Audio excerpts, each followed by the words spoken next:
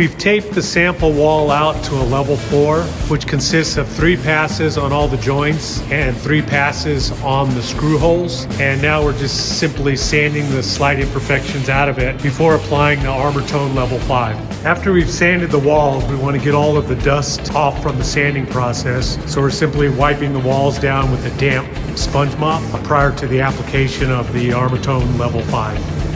You can see here that we still have some slight imperfections in the drywall and some shrinkage into some of the screw holes, but that's not going to be a problem. After we spray the first coat of level 5, we're going to show you the patching process prior to the second coat. As we prepare the airless sprayer for application, we want to remove any filters that are in the machine. We will filter the mud through a paint strainer as we pump. So any filters that are in the machine we want to simply remove. The Armor Tone material comes from the factory pre-mixed. However, you still want to mix it with a drill. This is the method we're using for screening, and then we're going to just pour our material into the strainer so it's always sucking from material that has been strained.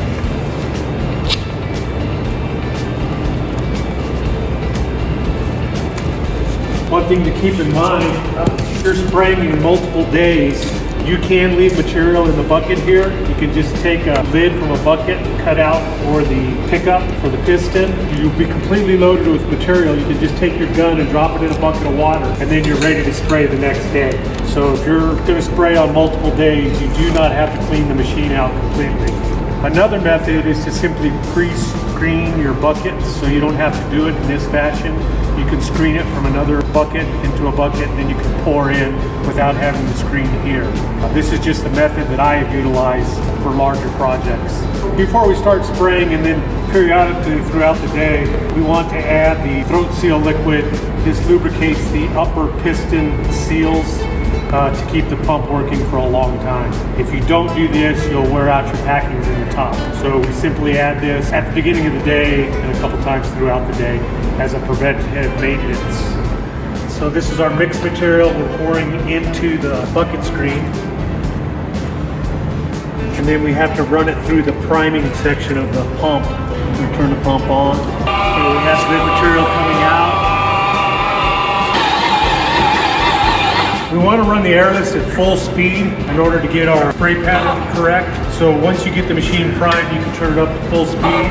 The machine is primed now, so now we're going to simply take the safety off of the gun and we're going to prime the hose. So when we spray the first coat, we want to be between 18 and 24 inches away from the wall, and we want to keep the gun perpendicular at all times to the wall. Sometimes you'll see people spraying up in that fashion, down in that fashion.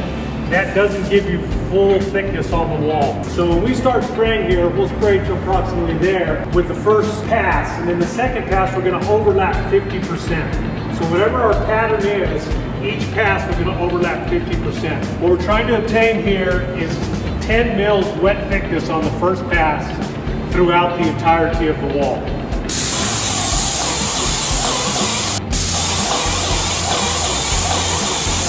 Now I'm going to overlap 50%. With each pass I'm overlapping 50%. Okay, as you first start, now we want to check our mill thickness, our wet mill thickness, to make sure we're at 10. So we're using a standard wet mill thickness gauge to check the thickness. So we're a hair short. We're probably between 8 and 9. So we'll just do that when we're first starting. Once you sprayed for a while, you'll pretty much know what 10 mils is like. But it's good to keep that in your pocket and periodically check to make sure your first coat is at 10 mils. Okay. So this is just a sample wall in one plane. If we were doing a room that had an adjacent wall, as long as you're taking that wall out with this wall and maintaining a wet edge, you're fine. If you're only doing one wall and not this wall, then you want to put a strip of masking paper on that wall. The reason being is you need the material in full thickness to be able to self-level. So if you get overspray onto the wall that you're not wanting to spray, you'll get little particles of material that will show through on subsequent coats. So if you have a ceiling you do not want to spray, you want to mask it off. If you have a wall you don't want to spray, you'll mask it off. So basically, you want to keep the material in a wet edge, which means it always needs to be at 10 mils thickness on your coat to make sure that it self-levels on the wall. And we're just verifying that we have 10 wet mils thickness. And Rob says we have it. We do.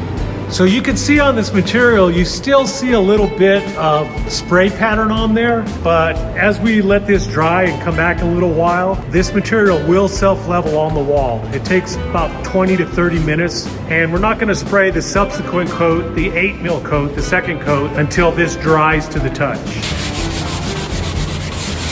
Okay, now we're gonna take some of the neat material, or some of the material that we sprayed yesterday, and patch the indentations in the wall. Many times, especially in cold weather, you'll see here that you'll get a slight indentation where a screw head was. What happens is the material wets the paper and swells it, and then it shrinks back. You'll see that these patch very easily.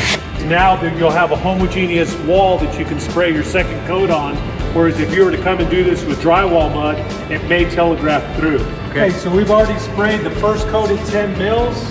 We sanded down any high spots that we had, and we took the material with the taping knife and filled in any of the screw indentations or any scratches that were in it. So now we're ready for our final coat. We're gonna spray this at 8 mils wet thickness, and that will self-level on the wall, and that'll be our finished product. So the ArmourTone product that we used here, which is the ArmourFill, goes in 2 coats over taped drywall that was taped to level 4. This can be tinted or just painted afterwards, but what you're getting here is you're getting a level 5 finish over taped drywall, and you're getting the abuse resistance. So your trade traffic after you're complete, any mars or scrapes that are on this, actually it won't scrape very easily, but any mars or marks that are on the wall can simply be wiped off with a wet rag.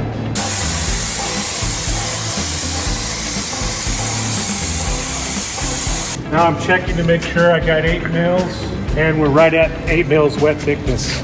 This coat, to do 100 square feet, took a minute and a half. The first coat also took a minute and a half, so that's 3 minutes for 100 square feet. If you do the math, that equates to 2,000 square feet an hour of spraying for a level 5 finish over level 4 taped drywall. The 2,000 square foot per hour that we did here has been verified in the field on many projects.